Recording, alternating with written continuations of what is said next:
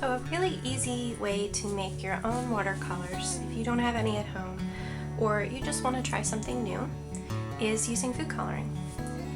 If you've had me, then you've most likely used liquid watercolors before.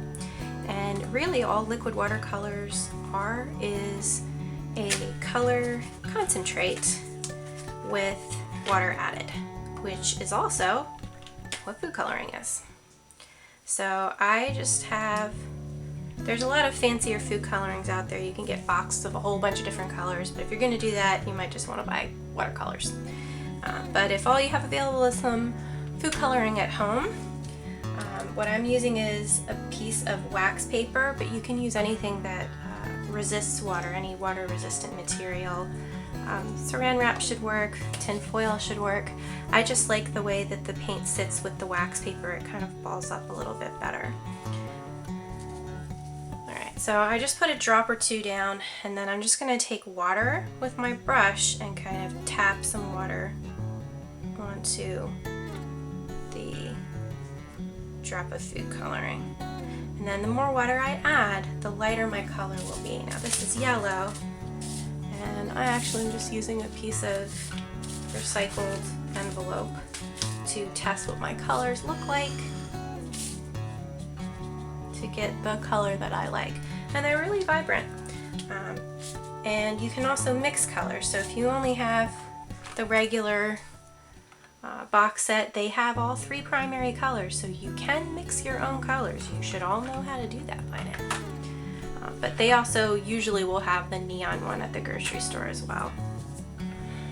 Now, I ran out of red, but I had some extra red in a different set. So let's say you wanted to make orange, which is not usually provided in one of those colors. I'm going to use a tiny drop of, I'm going to wash my brush, tiny drop of red.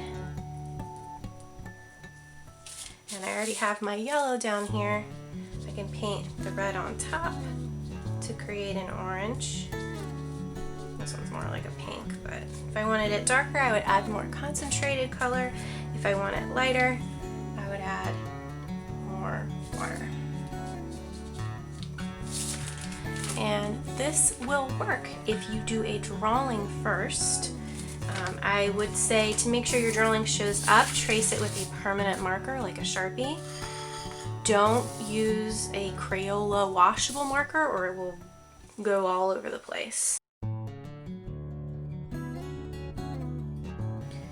So you can see the paint, even though I'm painting on top of the line, the paint's not disturbing my drawing. Just remember, you need to wash your brush in between using colors or you're gonna kind of mess up the colors you just made. And that's pretty much it. Just be sure wherever you're painting that it's an area that can easily be cleaned. Don't wear something that you really like and you don't want to get ruined, because this is a dye, which means that it will stain what it touches. And although I'm using printer paper that's a little thicker, it is still bleeding through. So you might want to put some newspaper down or paint on a surface you can easily clean.